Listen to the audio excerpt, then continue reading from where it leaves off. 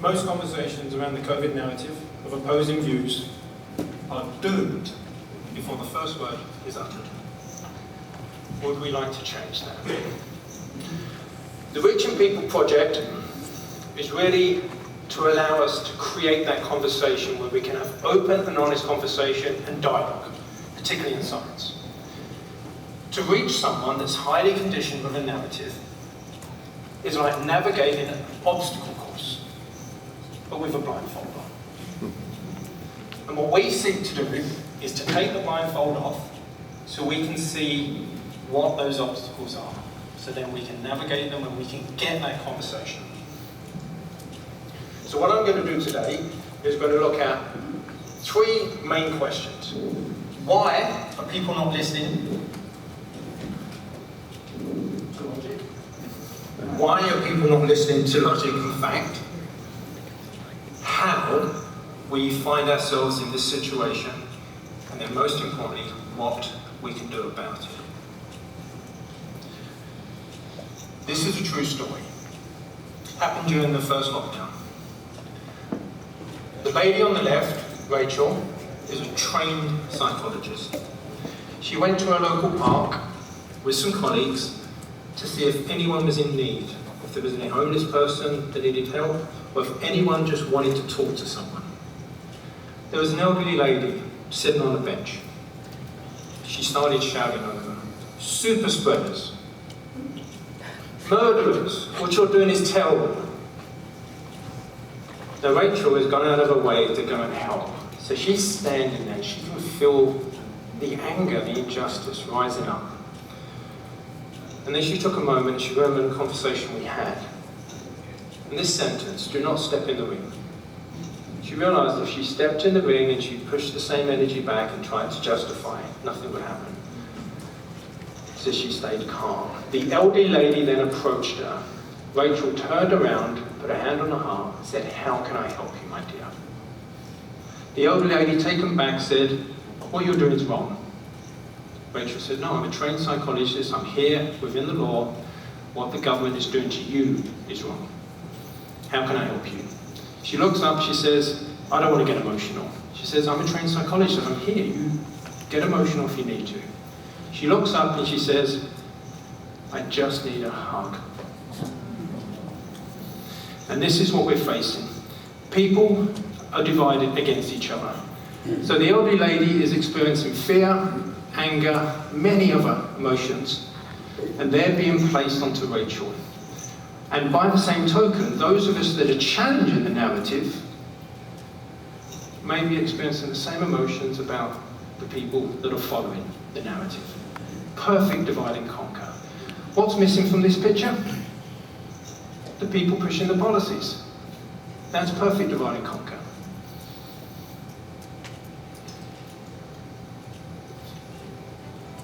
Now what's really interesting is one of the main things as humans that we don't notice is the situation. But we have this real bias in us that anytime someone does something wrong, we attribute it to their personality.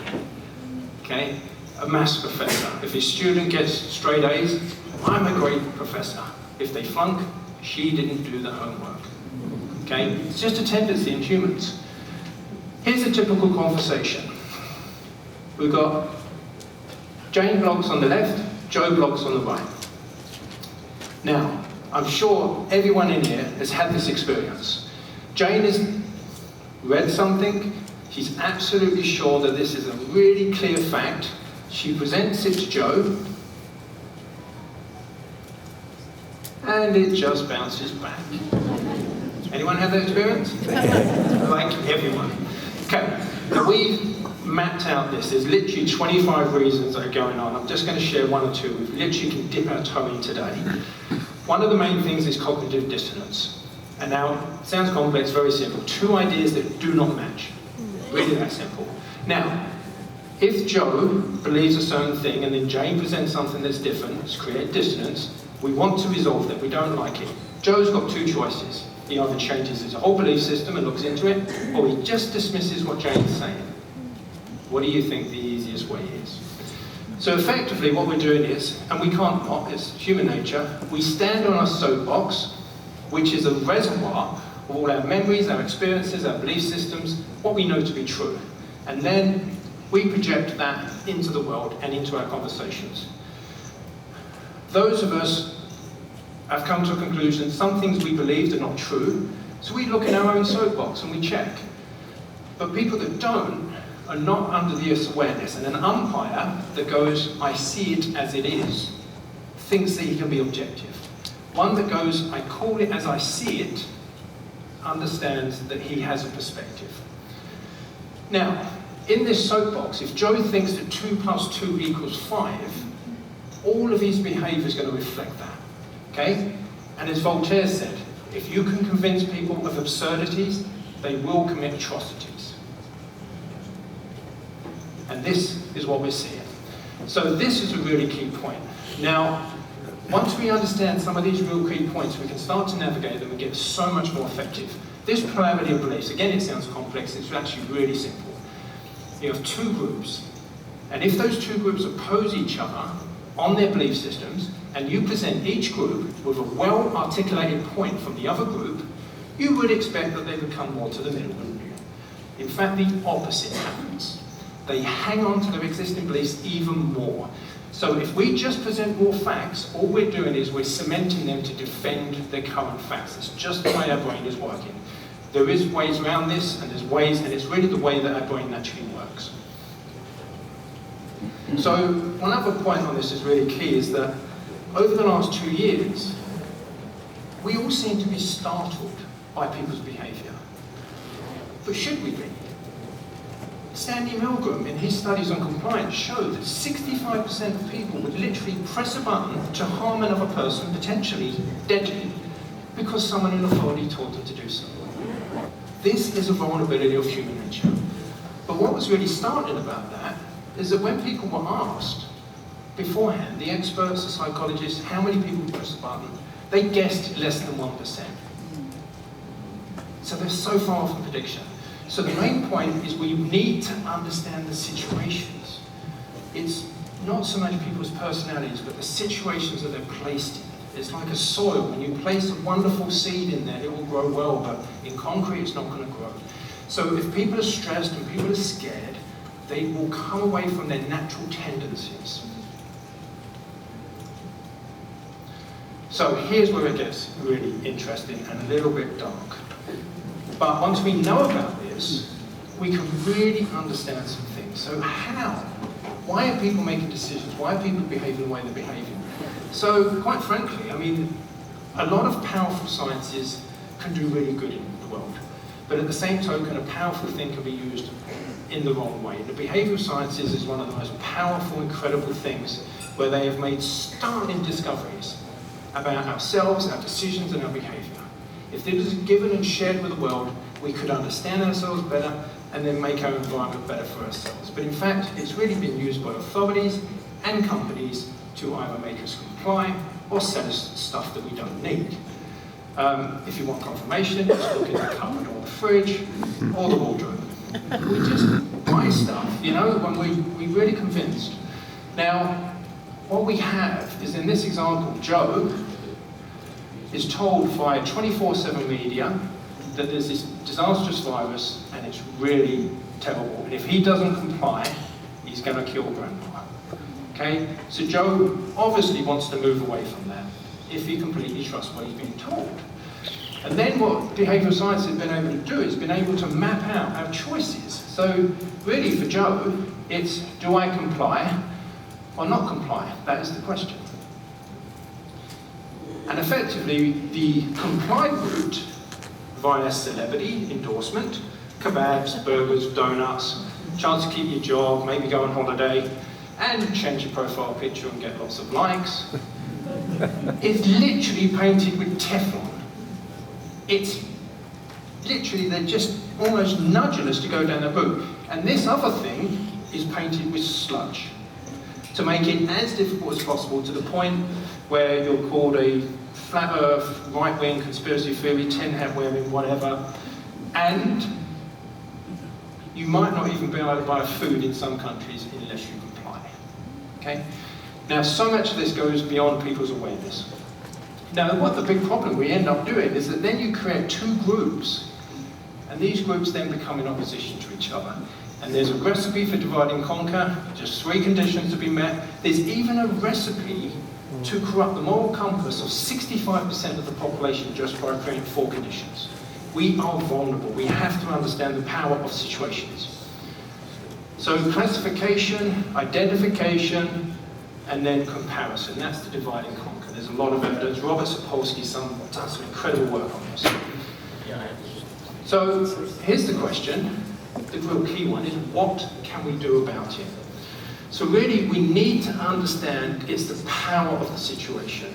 And many of the people that have expertise on various medical fields and scientific, they've been in a situation up until 2 years ago where the situation and the context really favoured them, that doors would open and people would listen. When they veered away from that official narrative, those doors slammed shut, and that must be so uncomfortable to not understand why all of a sudden people have stopped listening. So the situation is really key. Once we understand the situational factors, it's a bit like children. The happiest man in the world is a French monk, and he showed a study where in a school they allowed them to meditate for 20 minutes a day, which may have been 20 minutes a week. And then, after a few weeks, they started looking, they bullied each other less. They started sharing more. They were generally happy.